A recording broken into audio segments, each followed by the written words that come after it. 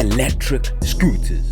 Everything you need to know about the little skateboards with the handlebars. We all know e-scooters have benefits of convenience, low operating costs, they're eco-friendly, easy to use, and they're faster than walking with absolute zero noise pollution. They actually are active transport. That means you can replace your car for a scooter.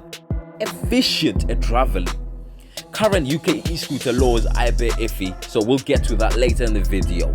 Let's jump into this real quickly. First, you need to know the basics of e-scooters real quickly. Electric scooter batteries. The battery and the motor are the two main components of every e-scooter. The battery will either be located within the deck or is part of the stem. The size of your battery will determine the range you can get out of your scooter. Your battery life will often be displayed on your screen so you don't get caught out with a flat battery. Speed and power. The size of your motor will determine your speed and ability to climb hills. The bigger the motor, the easier your scooter will power up hills. It is common for scooters with larger motors to have one in each wheel, pushing you all the way as two-wheel drive. It's also important to know the larger the motors, they decrease the range that you basically can travel. They consume more energy, right? Storage. Scooters are often foldable with a few simple steps. Read the instructions delivered to find out the best way to fold. This enables you to take your scooter with you everywhere. Ride away. Most e-scooters will require a push-off to gain momentum before you engage with the throttle. Simply kick as you would a regular scooter, then stand on your deck and let the scooter do the work for you. The brake lever will be operated by your other hand and it will work in the same way as your bicycle brake, keeping you safe when you need it. Watts, W. The combination of volts plus amps equals watts. You gotta know this when you're talking about electric vehicles. We'll get to that a bit later. Amp hours, AH. How many amps the battery can produce in an hour. The measurement is often listed in e-bike specification and e-scooter. Basically, the higher the AH, amp hours, the further your scooter goes. Watt hours, WH, how many watts the battery can produce an hour. All this is confusing. All you need to know when you're looking for scooters, look at the AH rating of that scooter. The bigger the number, the further you go. Wattage, the W, the bigger that number, the faster you get to your top speed. Get it? Okay, let's move along. Charging an electric scooter. How to charge. Charge your e-scooter like you would charge your phone. When you've finished exploring, plug your charger into a wall socket and the other into your scooter's charging port. Wait to see your scooter's charging is expected, then let it charge for a few hours so it's ready for your next ride. Removable battery. Removable batteries. Some scooters have a removable battery which comes in handy when it's time to charge. With the removable charger, you have the benefit of just bringing your battery inside and you can leave the scooter separate. It is recommended that you promptly remove your charger once your scooter has reached charge. This will help prevent battery degradation and keep your scooter cruising around all day long. Maintenance. When you store in your e-scooter for long periods of time, leave your battery at around 40% charge. This will help maintain your battery life and reduce degradation. Electric scooter range. The range of your e-scooter is one of those things where the answer is often it depends. That's because there are so many variable factors that have an impact on your range. These include the speed that you're traveling at, the gradient of your hill that you're climbing, your rider weight, how many cakes you ate last night, model of your scooter or bike, battery, age, weather, and the type of terrain you're actually riding on. All these factors have an effect, so it is worth taking the maximum range and taking away the maximum wattage you can afford. Factors that can affect your range. Model, battery, we're not going to get into all that. The two numbers to look for on your e-scooter specification are the voltage, like 36 volts, 48 volts, that kind of thing. And the amp hours, AH, 6.4 AH, 8 AH, 24 AH, that kind of thing. These numbers indicate the size of your battery and therefore the range. If you want a more specific idea of how many miles your e-scooter will give you, check out your e-scooter's description and specification. They often have an estimated, which is always a little bit more maximum range. Once you start riding frequently, you'll soon work out how far you can actually go on your single charge for real. So your first ride, really, you should be checking out how far you can travel on your scooter safely. Maybe do a couple laps around your block, something like that, man. Electric scooter maintenance. So you've joined the e-scooter club and you're starting to see all the benefits of having a foldable, lightweight and powerful way to travel. Here's some simple ways that you can keep your scooter in tip-top shape. Maintenance can be broken down into 3 main components. That will be your battery, tires and brakes. Battery maintenance. Taking care of your battery will maximize its lifespan and keep your e-scooter moving longer. The battery will start deteriorating over time due to endless cycle of charging and discharging. Temperature can also have an impact on your battery life, both in terms of whether you're using your scooter and when it's safely tucked away for the night. Tucking it away in cold places and then using it in hot places, that kind of thing will lose your battery life real quick, son. So what can you do to prevent these causes? First, try to avoid running your battery to 0. Like, don't run your scooter till it dies itself, or your e-bike, before charging it. If you put your battery on charge while there's still power, you'll be prolonging its lifespan. Plus, it charges quicker, right? Second, try to avoid storing your electric scooter in an area where it is subject to extreme heat or cold temperatures. Tire maintenance. Your life depends on it. Your tires are going to be doing a lot of hard work during the journeys, and you can help them out by keeping an eye out on your tire pressure, air-filled tires obviously, and your tire tread, which will stop you like slipping, falling and banging your head, boy. Underinflated tires are a great risk of punctures, having a weaker grip and can cause excessive wear on the inner tube. I would also highly recommend picking up some puncture protection fluid to help reduce the risk of punctures. Just make your tires puncture proof from the get-go. You're good to go for life. This liquid works by creating an instant permanent seal when a puncture occurs, minimizing any loss of pressure and allowing you to continue with your travels. Some scooters come with a puncture protection fluid already applied, so it's worth checking your specification. It is important to check your tires before every ride to make sure that the pressure is correct. E-scooter brake maintenance. Yes, we can go, but we need to be able to stop. Yeah, if you see a car just in front of you, your life depends on these things, boy. There is no denying it is important to keep your brakes in good shape for obvious reasons. All electric scooters have different braking mechanisms, so have a read of the user manual for specific details and advice on how to maintain your braking system. As a general rule, it's a good idea to check your brakes on a regular basis. I'm not talking every ride, but if you could, that'd be great. Particularly if your scooter has a disc brake. The pads of the disc brake will become worn over time and need to be replaced, yes? General scooter care. An essential part of your scooter maintenance is just taking the time to give your scooter a quick wipe down now and then. Cleaning your vehicle, any vehicle, it will help you spot defects, issues before they happen. If you get yourself a car, make sure you clean it regularly, and you might spot like, damn man, my tire's a bit boldy, just because you're scrubbing down there. Alright? Electric scooter repairs. Just before I move away from the cleaning part, right?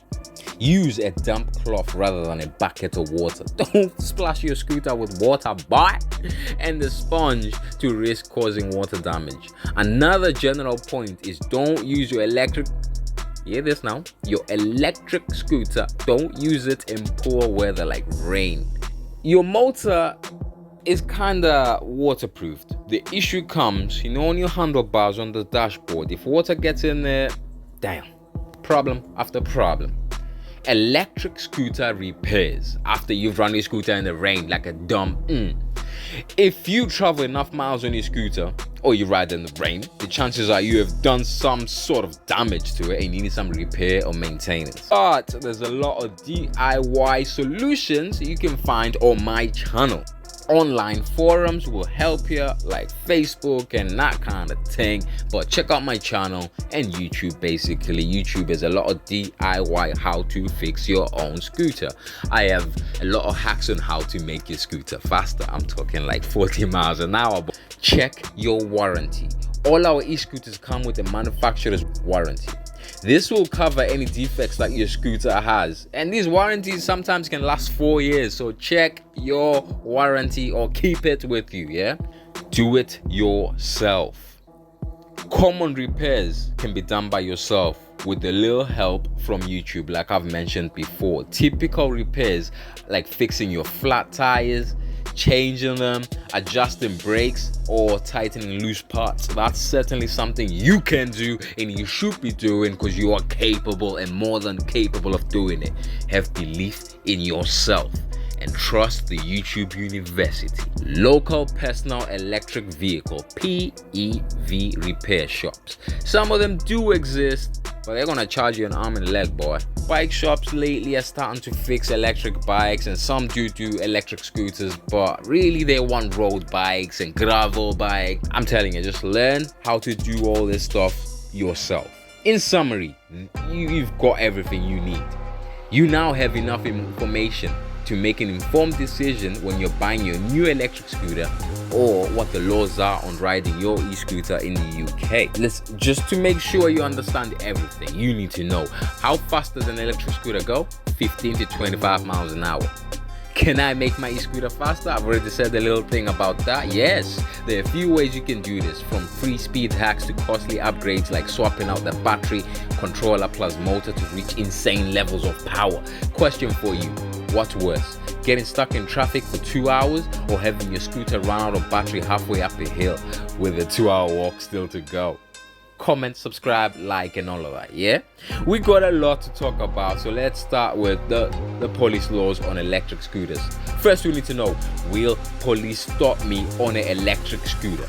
Or what happens if police stop me when I'm riding an electric scooter or an electric bike on a public road or land? If you have no luck, like me, the vehicle may be seized and you could be liable for prosecution. Yep, that's right, prosecuted like a common criminal. Which leaves us wondering, are scooters or electric scooter, or is the e-scooter legal in the UK? First off, in the US, the electric scooters are generally legal for personal and recreational use, but their strict legality and specific regulations vary significantly by state and locality, with some states having outright bans. Check your local state. In the UK, privately owned e-scooters are legal. My pronunciation came out a bit illegal. Anyway, illegal to use on public roads in the UK. Pavements or cycle lanes, but rental e-scooters are permitted in some areas through government-approved trial schemes. In the UK, riding a privately owned electric e-scooter on public roads or pavements is illegal. And if caught, you could face fines, penalty points. Like I said, you'd be treated like a common criminal. My scooter and I have a relationship, a really good one. We're always moving forward, so let's keep it moving. Next e-scooter question is, do you need a license for an e-scooter? E-scooters are classed as motor vehicles. Under the Road Traffic Act 1988, this means the rules that apply to the motor vehicles also apply to e-scooters, including the need to have a license. You need a license, insurance, and there are 2 ways of using an e-scooter by privately owning one. Are electric scooters legal on pavements? It is illegal. That means no, to ride privately owned e-scooters on pavements or public roads. However, rented e-scooters participating in trials are allowed on the roads and cycle lanes, but not pavements. I'm sure you've seen people like me on e-scooters and wondered, why do police ignore e-scooters?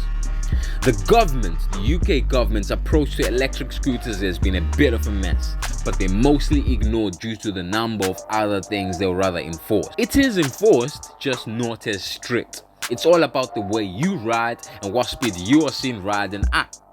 With that in mind, since 2021 till now, 2025, just over 1,067 electric scooters have been seized by the police. 305 of those being in 2024 and just 52 in 2025 so far. How to stop your e-scooter being seized? You need insurance. But here's the cinch: a private electric scooter does not require vehicle insurance, as they are not meant to be ridden in public at all in the first place. But you can actually buy insurance. So how much is e-scooter insurance in the UK?